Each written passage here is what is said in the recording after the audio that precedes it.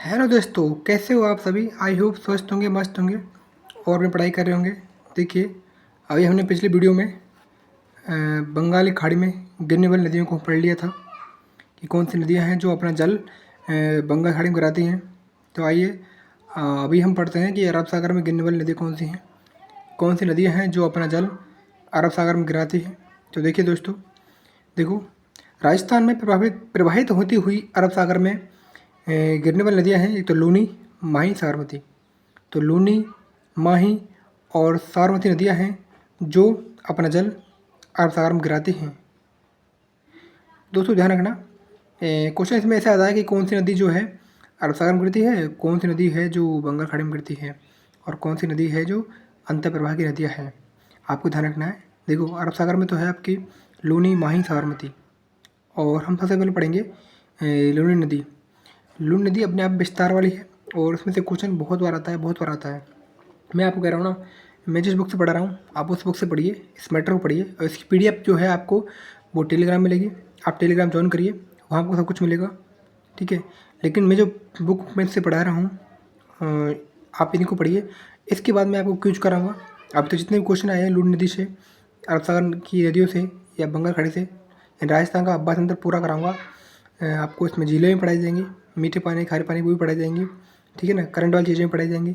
तो आपको इनके पढ़ने के अलावा कुछ पढ़ना ही नहीं है, वैसे मैं कह रहा हूँ, ठीक है ना। बस आप इनको पढ़ लीजिए, आपका एग्ज़ाम आराम से हो जाएगा, इतना मैं कह रहा हूँ, ठीक है दोस्तों। अब हम स्टार्ट करते हैं कि लूनी नदी का जो उद्गम कहाँ से होता है। देखो, लूनी नदी का जो उद्गम होता है वो अजमेर के नागपाड़ से होता है। ये क्वेश्चन ज़्यादा आता है कि मैचिंग में आता है कि नागपाड़ अजमेर आ गया, ठीक है, ऐसे आता है।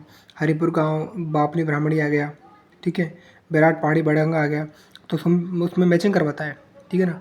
ध्यान रखना, लूनी नदी का उद्गम जो है वो अजमेर का नागपाड़ से है, वहाँ से इसका उद्गम है। उसके पश्चात यह जोधपुर, पाली, बाड़मेर, जालौर के क्षेत्रों से लगभग 320 किलोमीटर प्रवाहित होती हुई अंत में कच्छरन करती है। अब देखो, इसी लाइन से कितने क्वेश्चन बन गए। पहला तो अजमेर कहाँ से निकलती है, अजमेर के नागपाड़ से निकलती है। उसके पश्चात कौन सी जिलों में जाती है, जोधपुर, पाली, बाड़मेर, जालौर। दोस्तों ध्यान रखना, एकदम पूछ सकता है कि लूनी नदी कौन से जिलों से नहीं गुजरती है, तो ध्यान रखना गुजरती किन किन जिलों से है, ये भी ध्यान रखना कि जोधपुर से, अजमेर के बाद जोधपुर से गुजरती है, फिर पाली से, फिर बाड़मेर से, फिर जालौर से, ठीक है ना, से गुजरती है। ये ध्यान रखने वाला बात है। तो ये जो लाइन है ना, जोधपुर, पाली, बाड़मेर, जालौर, इन डिस्ट्रिक्ट को ध्यान रखना है आप, ठीक है दोस्तों। उसकी इसकी लंबाई कितनी है, 320 किलोमीटर प्रवाहित होती हुई जाती है। कहाँ करती है, कच्छरन करती है। तो ये भी इसका जो डिस्ट्रिक्ट, इसका उद्गम, इसकी कितने किलोमीटर प्रवाहित होती है और ये कहाँ अंत में कहाँ गिरती है, कच्छरन करती है। तो दोस्तों ध्यान रखना कि ये लूनी नदी जो है अजमेर के नागपाड़ से निकलती है और कच्छ के रण में चली जाती है, ये ध्यान रखना। और दूसरी इंपॉर्टेंट बात है, ये केवल वर्षा काल में प्रवाहित होती है, केवल वर्षा काल में ही प्रवाहित होती है, उसके अलावा नहीं होती। और लूनी नदी की सबसे बड़ी विशेषता ये है कि इसका पानी जो है बालोतरा, नया डिस्ट्रिक्ट बना है, बाड़मेर से अलग हुआ है, तो बालोतरा तक मीठा होता है, उसके बाद खारा हो जाता है। ये ध्यान रखना, पूछा हुआ क्वेश्चन है, आप सब जानते हो, आप कुछ करते होंगे तो आपने देखा होगा कि कौन सी नदी का पानी बालोतरा मीठा होता है, खारा होता है, तो वो खारी मीठी खारी बोलते हैं इसको, लूनी नदी।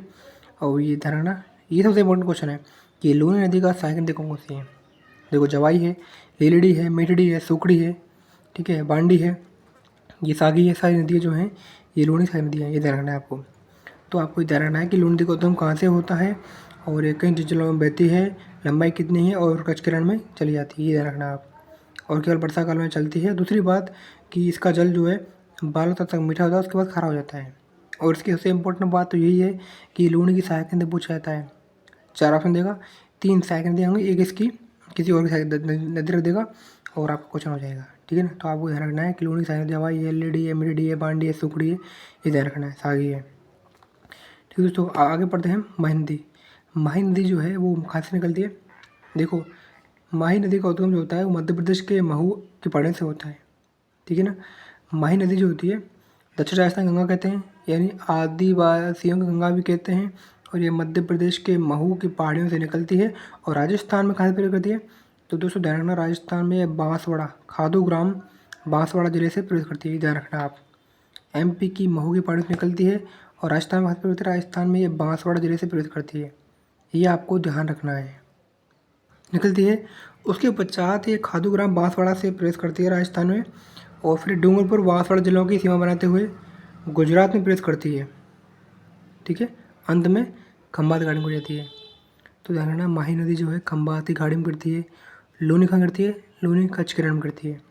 तो माही नदी राजस्थान में बांसवाड़ा जिले से प्रवेश करती है और ये अंत में खंबात की खाड़ी में गिर जाती है। ये ध्यान रखना आप। फिर बांसवाड़ा के निकट इस पर क्या है? माही नदी पर माही बजाज सागर बांध बना हुआ है। ठीक है ना, पूछ सकता है कि माही बजाज सागर बांध जो है कहाँ बना हुआ है। जिला पूछेगा तो बांसवाड़ा कर देंगे, नदी पूछेगा तो माही नदी कर देंगे। ध्यान रखना है, माही बजाज सागर बांध है, सबसे लंबा बांध यही है। ठीक है, 31 किलोमीटर लंबा है। ठीक है, और आपने पढ़ा होगा कि माही बजाज सागर परियोजना जो है वो 2 राज्यों की संयुक्त परियोजना है। किन के राज्यों की है? राजस्थान की और गुजरात की, ये ध्यान रखना। ठीक है, और माही बजाज सागर बांध जो है बांसवाड़ा निकट बना हुआ है, यानी बांसवाड़ा जिले में है, माही नदी पर है, ध्यान रखना। अब माही की कुछ शाखाएं दिया है, सोम, जाखम, अनास, चाप, मोरन है। तो आपने यही पढ़ा होगा कि माही सोम जाखम जो है, माही सोम जाखम त्रिवेणी संगम बना हुआ है। ये ध्यान रखना क्वेश्चन कि त्रिवेणी संगम जो है किन किन नदियों बना हुआ है, ये भी ध्यान रखना। तो त्रिवेणी संगम जो है माही सोम जाखम 3 नदियों का संगम बना हुआ है, 3 नदियों के संगम पर बना हुआ है, संगम माही सोम जाखम के। तो सहायक नदियाँ इसकी सोम जाखम, अनास, चाप, मोरन। ठीक है दोस्तों, और इसमें से एक क्वेश्चन ध्यान रखना कि माही जो है नदी है वो जिसे हम आदिवासी गंगा कहते हैं, क्योंकि दक्षिण राजस्थान में क्या है, आदिवासी जनजाति बहुत हैं, तो वहाँ इसलिए आदिवासी गंगा कहते हैं। ठीक है, और दूसरी बात कि ये राजस्थान गुजरात की माही जो सागर परियोजना है ये 2 राज्यों की संयुक्त परियोजना है, राजस्थान गुजरात की है। ठीक है दोस्तों, और दूसरी बात है राजस्थान में प्रेस कहाँ से करती है? तो राजस्थान में ये बांसवाड़ा जिले के खादू ग्राम से प्रेस करती है। तो ठीक है दोस्तों, और इसमें ध्यान रखना है कि किस कहाँ गिरती है, सबसे अंत में खंबात की खाड़ी में गिरती है, और इस पर बांसवाड़ा जिले में माही बजाज सागर बांध बना हुआ है, ये ध्यान रखना है आपको। आगे पढ़ते हैं हम। साबरमती नदी उदयपुर के दक्षिण में पश्चिम से निकल गई। साबरमती नदी जो है ये उदयपुर के दक्षिण पश्चिम से निकल करके उदयपुर और सिरोही जिलों में प्रवाहित होकर के गुजरात में प्रवेश करके खंबात खाड़ी में गिरती है। अब तो क्वेश्चन बनला भी आया था कि कौन सी नदियां हैं जो अपना जल खंबात की खाड़ी में गिराती हैं। ऑप्शन ए था माही पश्चिमनाथ, माही लूनी, माही साबरमती, माही बाणगंगा। तो आपको ध्यान रखना है माही और साबरमती नदियाँ हैं जो अपना जल कहाँ गिराती हैं? खंबात की खाड़ी में गिराती हैं। ये आपको ध्यान रखना है, क्वेश्चन आया हुआ है। तो मैं कह रहा हूँ यही क्वेश्चन यहीं से आते हैं, मैं जो पढ़ा रहा इससे क्वेश्चन बाहर नहीं जाएगा। आप इसी को पढ़ लीजिए, इसको 12 पढ़िए। आप ये पढ़िए कि नदी कौन सी नदी सहायक नदी है, कहाँ से उद्गम है, कहाँ इसका अंत हो रहा है, कहाँ जाके इसकी सहायक नदी मिल रही है, कहाँ त्रिवेणी संगम मिल रहा है। आप ये पढ़ लीजिए, आपका काम हो जाएगा। ठीक है, EORO के एग्जाम में भी इसमें से ही आया था। ठीक है, BSTC में इसी में से आया था। ठीक है दोस्तों, तो ध्यान रखना है कि माही साबरमती नदी का जल जो है खंबात की खाड़ी में गिरती है। और दूसरी बात ध्यान रखना कि जो लूनी नदी है, लूनी और पश्चिमनाथ जो नदियाँ हैं, लूनी और पश्चिमनाथ ये दोनों नदियाँ जो हैं अपना जल कच्छ के रण में गिराती हैं। ध्यान रखना, लूनी और पश्चिमनाथ की नदियाँ जो हैं ये दोनों नदियाँ अपना जल कच्छ के रण में गिराती हैं, ये ध्यान रखना। ये भी क्वेश्चन आया हुआ है। ठीक है, और साबरमती नदी की सहायक नदी कौन सी है? साबरमती शादी माही बाकल है, हसमती है, बेतरक है, ये इसकी सहायक नदियाँ हैं, ये ध्यान रखना। ठीक है ना, ये आपकी हो गई कौन सी? अरब सागर में गिरने वाली नदियाँ हुई। ठीक है दोस्तों, अब आगे पढ़ते हैं। अंतर प्रवाहित नदियाँ कौन सी नदी हैं जो अंतर प्रवाहित होती हैं, अंदर जल के धरती के अंदर चलती हैं, उनका बाहर देख नहीं सकते आप। ठीक है ना, वो रेत या भूमि के अंदर विलीन होकर चलती हैं। ठीक है, देखिए राजस्थान में अनेक छोटी नदियाँ हैं जो कुछ दूर तक बहकर के रेत में सब भूमि में विलीन हो जाती हैं, लुप्त हो जाती हैं, इसलिए इनको अंतर प्रवाहित नदियाँ कहती हैं। अंतर प्रवाहित नदियों में देखा जाए सबसे पहले कातली है, साबी है, काकनी है। मुख्यतः ये है कातली, साबी, काकनी है, और भी हैं, उसको मैं आपको क्विज के मदद से बता दूंगा कौन कौन सी है, और भी हैं जो अंतर प्रवाहित नदियाँ हैं। मुख्यतः यही है कातली, साबी, काकनी। ठीक है, कांतली नदी को, कांतली नदी आपको पता होगा कि किस सभ्यता के किनारे, गणेशर सभ्यता जो है, गणेशर सभ्यता कांतली नदी किनारे है, ये आपको पता होगा। देखो कांतली नदी को उद्गम कहाँ से है? देखो सीकर जिले की जो खंडेला पहाड़ी है, खंडेला की पहाड़ियों से कांतली नदी का उद्गम होता है। मतलब कांतली नदी का जो उद्गम होता है वो खंडला की पहाड़ियों से होता है, ठीक है। और इस सीकर झुंझुनू में बहते हुए ये रेतीली भूमि में लुप्त हो जाती है, विलुप्त हो जाती है, ठीक है दोस्तों। तो उद्गम कहाँ से है? खंडला की पहाड़ी सीकर से है। सीकर झुंझुनू बहते हुए रेतीली भूमि में विलुप्त हो जाती है। आप आगे पढ़ते हैं। साबी नदी, साबी नदी जो है वो जयपुर की सेवर पहाड़ी से है। तो साबी सेवर, सेवर की पहाड़ियाँ जयपुर में हैं, तो सेवर की पहाड़ियों से साबी नदी का उद्गम होता है। फिर वहाँ से निकल करके बानासूर, बहरोड, किशनगढ़, मंडावर, तिजारा तहसील होते हुए हरियाणा में जाकर विलुप्त हो जाती है। तो क्वेश्चन पूछा चलेगा कि वो कौन सी नदी है, कौन सी नदी है जो हरियाणा में जाकर विलुप्त हो जाती है। तो दोस्तों ध्यान रखना, हरियाणा में जाकर विलुप्त होने वाली नदी का नाम है साबी नदी। और साबी नदी जो है जयपुर की सेवर की पहाड़ी से निकलती है, ये ध्यान रखना। अगला है कि कांकनी और कांकने नदी।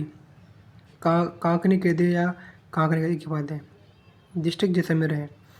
जैसलमेर जिले से लगभग 27 किलोमीटर दूरी पर दक्षिण में कोटरी गांव है।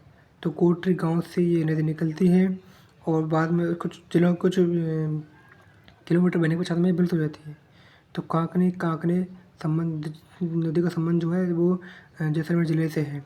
उद्गम कोठारी गांव से निकलती है, ठीक है। सबसे इम्पोर्टेंट है घग्गर नदी। देखिए यह एक विशिष्ट नदी है, जैसे प्राचीन सरस्वती नदी कहते हैं, या मृत नदी कहते हैं, या दरज नदी कहते हैं। आपको पता कालीगंगा जो सभ्यता स्थल है वो इस नदी किनारे ही है, ठीक है ना। और आपको पता गग्गर क्षेत्र कहाँ है? गग्गर गंगा हनुमानगढ़ जो क्षेत्र होता है उसे गग्गर बोलते हैं, ये ध्यान रखना। गग्गर प्रदेश को बोलते हैं, गंगानगर और हनुमानगढ़ के क्षेत्र को क्या बोलते हैं? गग्गर प्रदेश बोलते हैं, ध्यान रखना। तो प्राचीन सरस्वती नदी का अवशेष माना जाता है। यह हरियाणा से निकल करके हनुमानगढ़ में, गंगानगर में और सूरतगढ़ में अनूपगढ़ से होते हुए उसका जल पाकिस्तान चला जाता है, ठीक है ना। यह हरियाणा से आती है, पर हमारा राजस्थान के हनुमानगढ़ में, गंगानगर में, सूरतगढ़, श्रीगंगानगर में, अनूपगढ़, बीकानेर में होते हुए इसका जल पाकिस्तान चला जाता है। इसमें वर्षा काल में जल आता है और सर्वत्र फैल जाता है, ठीक है ना। इस नदी को क्या कहते हैं? मृत नदी कहते हैं, सरस्वती नदी कहते हैं, मृत नदी भी कहते हैं। वर्तमान में इस नदी के तल को स्थानीय भाषा में नाली कहते हैं, ये ध्यान रखना आप कि किस नदी के तल को वर्तमान में स्थानीय भाषा में, लोकल लैंग्वेज में नाली कहते हैं। तो घग्गर नदी के तल को स्थानीय भाषा में नाली कहते हैं, ये ध्यान रखना आप, ठीक है। तो ये सबसे इम्पोर्टेंट नदी है। अगली है, इसमें ये सारी नदियाँ हैं, कांकनी, कातली और साबी नदी, ये आपकी आंतरिक प्रवाही नदियाँ हैं। देखो, उक्त अंतःप्रवाही नदियों के अलावा बाणगंगा और सांभर झील क्षेत्र की नदियाँ भी आंतरिक प्रवाही श्रेणी हैं। बाणगंगा भी और सांभर झील क्षेत्र की नदियाँ जो हैं वो भी आंतरिक प्रवाही श्रेणियाँ हैं। तो आपको थोड़ा ध्यान रखना है कौन सी नदी कहाँ से कैसे निकलती है और क्या क्या उसमें बनता है, ये आपको ध्यान रखना है, ठीक दोस्तों। हेलो, हाँ जी दोस्तों। देखिए दोस्तों, अब हम पढ़ते हैं कुछ नदियों के त्रिवेणी संगम हैं। 3 नदियों के संगम हैं वो पढ़ते हैं। देखिए पहला पढ़ते हैं माही, पहला पढ़ते हैं कि माही, सोम, जाखम। माही, सोम, जाखम ये नदियाँ हैं। इन 3 नदियों के संगम से कौन सा बनता है? ये संगम बनता है जिसे बोलते हैं बेणेश्वर संगम, बेणेश्वर। तो माही, सोम, जाखम 3 नदियों के संगम से बनता है बेणेश्वर संगम, ठीक है ना। और ये कहाँ बनता है? ये बनता है वो डूंगरपुर में, ध्यान रखना, ठीक है। और इसका जो दूसरा संगम है वो बनता है कि बनास, बनास है, चंबल है, सीप है। बनास, चंबल, सीप नदी जो हैं इन 3 नदियों के संगम से बनता है आपका रामेश्वर घाट बनता है। और आप जानते हो कि रामेश्वर घाट जो है वो सवाई माधोपुर में है। अगला इसमें है बनास डाई खारी, राजमहल टोंक में है। अगला जो संगम है त्रिवेणी संगम है वो बनास डाई खारी, बनास डाई खारी, इन 3 नदियों से त्रिवेणी संगम बनता है। और ये कहाँ बनता है? ये दोस्तों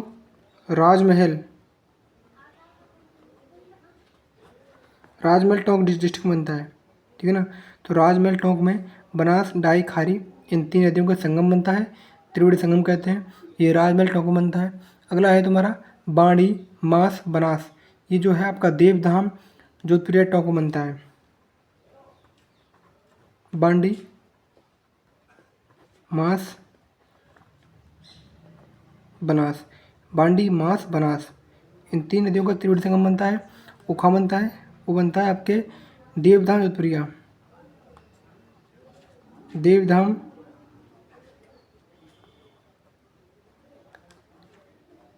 और ये डिस्ट्रिक्ट कहाँ है? डिस्ट्रिक्ट टोंक ही है इसमें, ठीक है। टोंक में 2 बनते हैं, एक बनास, डाई, खारी राजमहल, बांडी, मास, बनास, देवधाम जोधपुर टोंक बनता है। तो ये है आपके कुछ त्रिवेणी संगम हैं जो बनते हैं। एक और दोस्तों, एक और बनता है, देखिए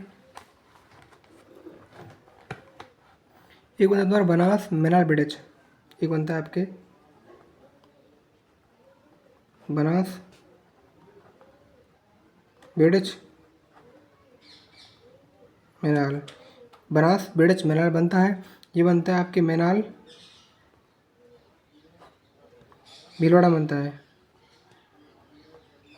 बनास बेड़च मेनाल जो मेनाल में बनता है, और वो बनता है मांडलगढ़ भीलवाड़ा बनता है, ठीक है ना। तो बनास बेड़च मेनाल, मेनल बनास बेड़च मेनाल 3 नदियों संगम से बनता है। और ये मैनाल स्थान है, और ये मैनाल स्थान जो है मंडलगढ़ भीलवाड़ा जिले में बनता है, ये ध्यान रखना है। तो ये आपका त्रिवेणी संगम है, ये आपको ध्यान रखना है दोस्तों। इससे क्वेश्चन बाहर नहीं जाएगा, आप इन्हीं को बार बार पढ़ना और इसी का आप अभ्यास करते रहना। और इसके संबंध जो भी टेलीग्राम ज्वाइन कीजिए, वहाँ आपको सारी चीज़ें लेटेस्ट अपडेट्स करंट वाली चीज़ें मिलती रहेंगी। और आप मेरा आपसे यही निवेदन है कि आप कम पढ़ें, लेकिन अधिक से अधिक रिवीजन करें, तो रिवीजन ही आपको आगे ले जाएगा, ठीक है ना। तो क्योंकि एग्ज़ाम नेगेटिव मार्किंग होने की वजह से हम क्या क्वेश्चन कर नहीं पाते हैं, कि उसमें हम कन्फ्यूज हो जाते हैं, क्योंकि हमारा रिवीजन सही तरह से हो नहीं पाता है। हम ये पढ़ लेते हैं, वो पढ़ लेते हैं, वो पीडीएफ पढ़ ली या उससे किसी और से पढ़ लिया, कोई नई बुक लेके आ गए। मैं कह रहा हूँ आप, मैं जो पढ़ा रहा हूँ उससे आप पढ़ लो, इससे आप लोग क्वेश्चन बाहर नहीं जाएगा। EO RO के एग्ज़ाम में भी यहाँ इसी में से आया है, फर्स्ट शीट में भी इसी में से आया है, ठीक है। मैं बताऊँगा आपको कौन कौन से क्वेश्चन है, कहाँ से आए हैं। आप बस ये बने रहिए, और मेरा मोटिवेट आपसे यही है कि आप सब्सक्राइब कीजिए, शेयर चैनल को सब्सक्राइब कीजिए, लाइक कीजिए, शेयर कीजिए, बस। और आपको किसी चीज़ कोई भी चीज़ चाहिए, नोट्स वगैरह चाहिए, या कुछ भी आवश्यकता हो किसी PDF की, आप मुझे मैसेज करें, मैं आपको तुरंत अवेलेबल करा दूँगा, ठीक है दोस्तों। थैंक यू सो मच, आपका बहुत बहुत अभिनंदन, हार्दिक स्वागत कि आप मेरे चैनल पर बने रहे। थैंक यू सो मच, धन्यवाद।